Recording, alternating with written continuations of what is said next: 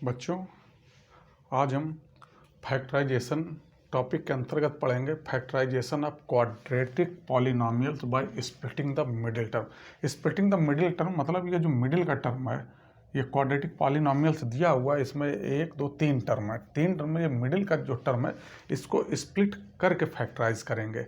जब हम splitting the middle term method को यूज़ करते हैं बच्चों, तो सबसे पहला काम हम क्या करते हैं कि जो लास्ट वाला जो कांस्टेंट वाला टर्म दिया होता है और एक ये जो स्क्वायर वाला टर्म दिया होता है, इनके जो भी कॉफिशिएंट होंगे, जैसे इसका कॉफिशिएंट इसमें 1 है तो इससे कोई फ़र्क नहीं पड़ेगा, ये 8 है तो इसका हम फैक्टर करेंगे। और इस प्रकार से उसको करते हैं कि जैसे 8 का हमने फैक्टर किया, आप लोग अगर करें तो 8 इक्वल हो जाएगा 2 इंटू 2 इंटू 2।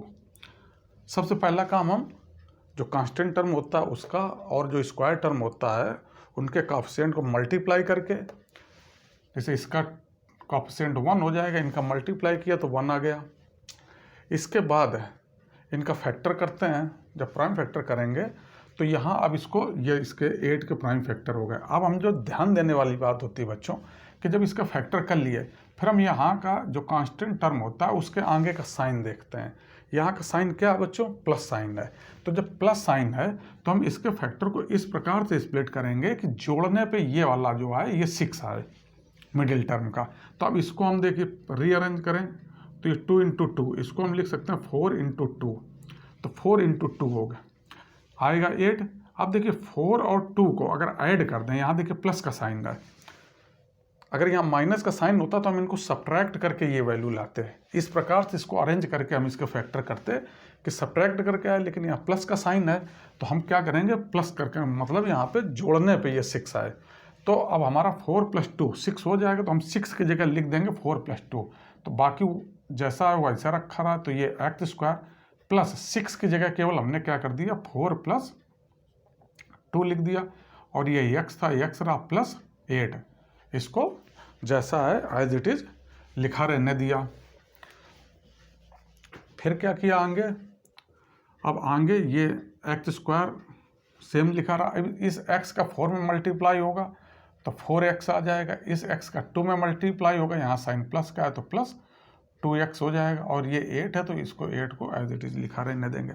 अब बच्चों हम फिर से ग्रुपिंग करेंगे, जो पहले पढ़ा था कि इसमें ये एक ग्रुप बनाया, ये एक ग्रुप बनाया। अब इस ग्रुप में देखा क्या कॉमन आ रहा है, तो इसमें x² है यानी x इंटू एक्स, ये 4 इंटू एक्स, तो इसमें से हमें x कॉमन मिल गया, x कॉमन मिल गया, ब्रैकेट लगाया। अब इसमें क्या बचा, x बचा, क्योंकि x² को x इंटू एक्स लिख सकते हैं, x इंटू एक्स में एक x चला गया तो बचा x। अब यहाँ प्लस का साइन है, प्लस का साइन लगा दिया, और इससे x चला गया तो 4 बचा, ब्रैकेट बंद कर दिया इस ग्रुप का। फिर यहाँ आप देखते हैं इन ग्रुप में क्या कॉमन आ रहा, +2, तो जब +2 कॉमन आ गया तो 2x में से 2 चला गया तो x बचा, प्लस का साइन लगाया। अब 8 है, 8 में से 8 के फैक्टर क्या हो जाएंगे 2 इंटू 2 इंटू 2, एक 2 बाहर चला गया तो अब क्या बचा 2 इंटू 2, तो 2 इंटू 2 मतलब 4, तो इससे 4 बचा। अब फिर से हम बच्चों देखेंगे कि इसमें 2 ग्रुप बन गए। अब ये फिर से एक ग्रुप, मतलब पहले ये 4 टर्म थे, इनको 2 ग्रुपों में 2-2 के टर्म में डिवाइड करके फिर कॉमन ले लिया। अब ये 4 टर्म से अब 2 टर्म बन गए, ये एक टर्म ये एक टर्म। अब इसमें फिर से हम देखते हैं क्या कॉमन है, तो हम देखते हैं x+4 दोनों में कॉमन है, तो हमने x+4 कॉमन ले लिया, ब्रैकेट लगाया, इसमें से क्या बचा x केवल बचा, यहाँ साइन प्लस का है, +2। तो इस हिसाब से हमारा जो ये क्वाड्रेटिक पॉलिनोमियल x² + 6x + 8 था, ये फैक्टराइज होके ये 2 फैक्टर बन गए, इसके एक x+4 और दूसरा x+2।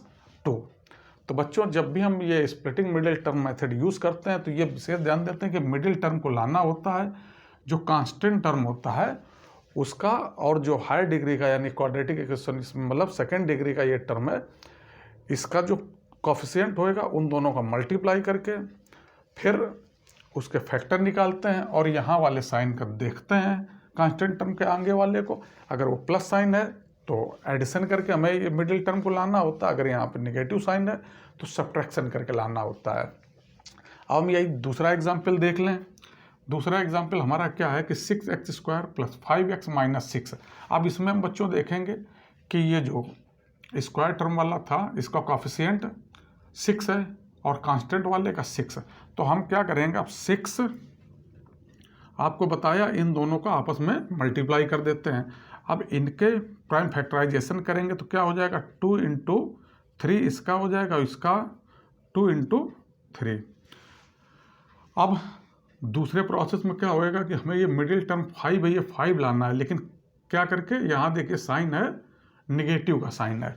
तो मतलब इसको इस तरीके से अरेंज करेंगे, इसके फैक्टर करेंगे कि जो सब्ट्रैक्शन हो, सब्ट्रैक्ट करके 5 आए।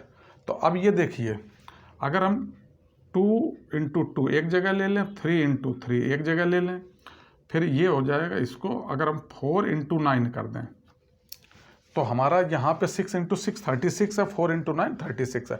अब हम देखेंगे अगर 9 में 4 को सब्ट्रैक्ट करें तो हमारा 5 आ जाएगा। तो हम 5 की जगह क्या लिख देंगे, 9 माइनस 4। तो ये हमने क्या किया, अब 6x² को ऐसे लिखा रहने दे, प्लस 5 की जगह 9 माइनस 4।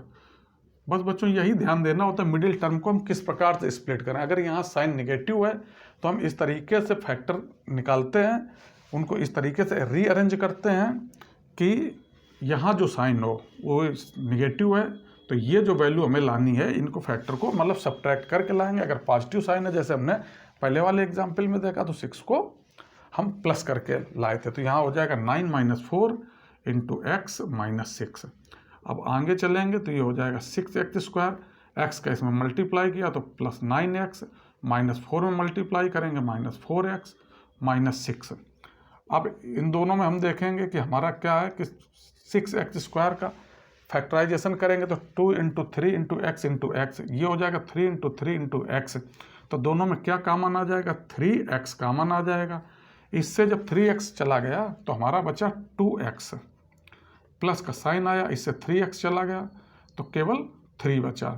अब इधर हम बच्चों देखते हैं, यहाँ से अगर -2 कॉमन ले लें तो 4x को हम 2 इंटू एक्स लिख सकते हैं। जब 2 चला गया तो क्या बचा हमारा, केवल 2x बचा।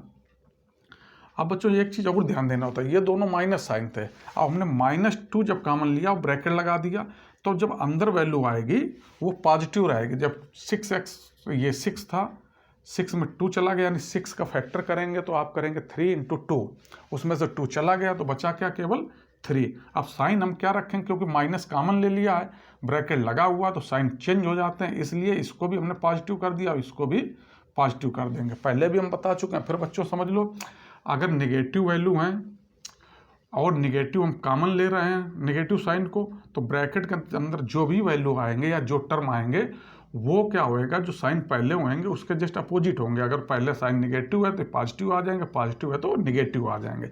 यहाँ हम देखते हैं कि दोनों के साइन निगेटिव थे तो ब्रैकेट लग गया, तो ब्रैकेट के अंदर जब ये दोनों वैल्यू आएंगे तो इनके साइन क्या हो जाएंगे, पॉजिटिव हो जाएंगे। तो ये देखिए 2x भी पॉजिटिव है, 3 भी पॉजिटिव है।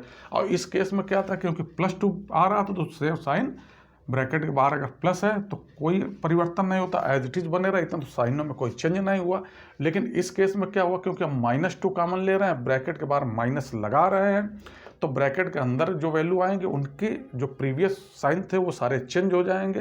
पहले ये निगेटिव साइन थे तो अब यहाँ पे पॉजिटिव साइन हो जाएंगे। अब हम देखते हैं कि इन दोनों टर्मों में क्या कॉमन आ रहा है, तो 2x + 3 कॉमन आ रहा है, तो ये ले लिया। अब इधर क्या बचा हमारा, 3x बचा, इसमें क्या बचा, जब ये पूरा कॉमन चला गया 2 बचा। तो बच्चों यही इसका फाइनल 6x² + 5x - 6 का ये फैक्टराइजेशन हो जाएगा। इस प्रकार से बच्चों हम लोगों ने factorization of quadratic polynomial by splitting the middle term को समझा। मुझे उम्मीद है कि आपको ये मेथड समझ में आए होंगे। आप लोग अपने बुक्स के सवाल लगाइएगा, जो भी सवाल आपको न समझ में आए हमें कमेंट बॉक्स में लिख के दीजिएगा, हम उनको आसान से आसान तरीके से सॉल्व करके आप तक पहुंचाने का प्रयास करेंगे।